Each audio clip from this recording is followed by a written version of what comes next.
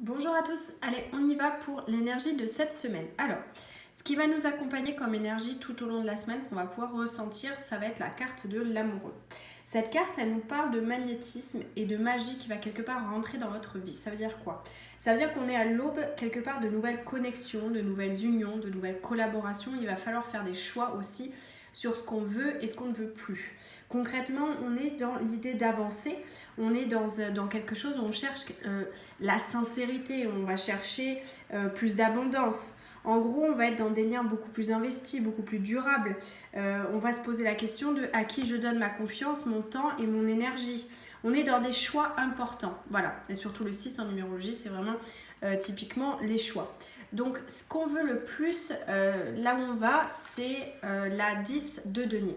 La 10 de denier, elle nous parle concrètement de générosité. On a envie de joie, on a envie de partage. On a envie de se sentir dans une communauté positive, dans une communauté inspirante, avec des gens qui nous portent, qui nous élèvent, qui nous font avancer. L'idée, c'est encore une fois d'aller chercher ce côté un peu aussi stabilité matérielle. Avec le denier, c'est par la matière, par l'argent, par la réussite professionnelle, sociale. Il y a vraiment ça. On a envie d'être dans un confort, dans une sécurité, dans le 10, dans un ancrage puissant. On a envie quelque part de savourer cet état aussi de conscience positive qu'on veut ressentir, qu'on veut vivre tout simplement. C'est vraiment les deux cartes là qui sont en accord, quoi. Ça se suit. Hein. Ce qui va nous aider, c'est la carte du pendu. Alors bon, on se dit la carte du pendu, ce qui va nous aider, bonjour. Mais à vrai dire, la carte du pendu, elle nous parle d'un lâcher-prise. La carte du pendu, elle vous montre en gros que vous devez vous laisser porter quelque part. Il y a vraiment se détacher d'un aspect de la vie qui n'est plus. C'est ce qui va vous aider. C'est à un moment donné arriver à lâcher prise sur ce qui vous bloque. Alors ça peut être une relation, une perspective, un problème professionnel, ça peut être plein de choses, mais on est vraiment dans le côté, il faut revoir votre trajectoire.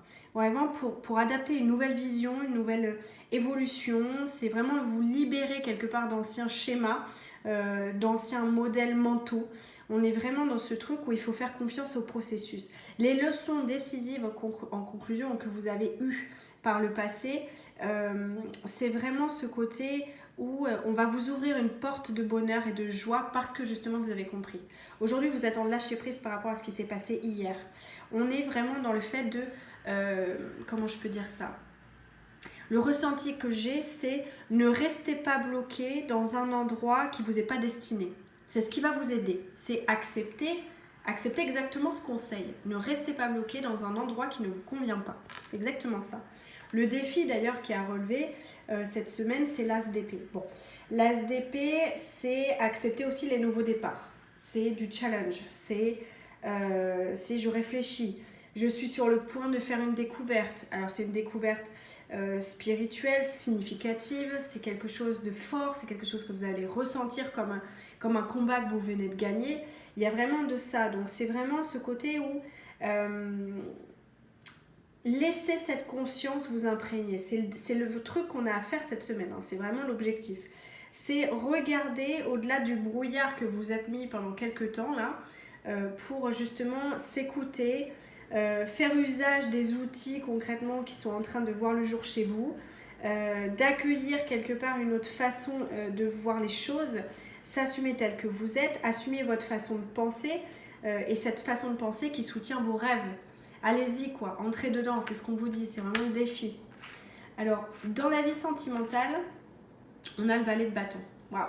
Alors, le valet de bâton dans la vie sentimentale, c'est vraiment l'exploration du potentiel. On est en train de se libérer d'un besoin de toujours faire des plans sur la comète. Il y a ce côté, on reprend contact quelque part avec ses véritables désirs, ses véritables envies. On a envie de rire, on a envie de sourire, on a envie d'avoir de la joie, on a envie d'avoir des fous rires. On est dans une action là, de lâcher prise où en gros, on est dans cette énergie positive par le biais de tout ce qui est de l'ordre des fantasmes. Vous avez le droit de rêver là, dans votre vie sentimentale, vous avez le droit de vous laisser vous évader. Autorisez-vous en fait le plaisir, c'est ce qu'on vous dit là dans votre vie sentimentale, c'est vraiment ce qui ressort. Dans la vie professionnelle, génial parce qu'on a le soleil, moi j'adore, très très bel arcane.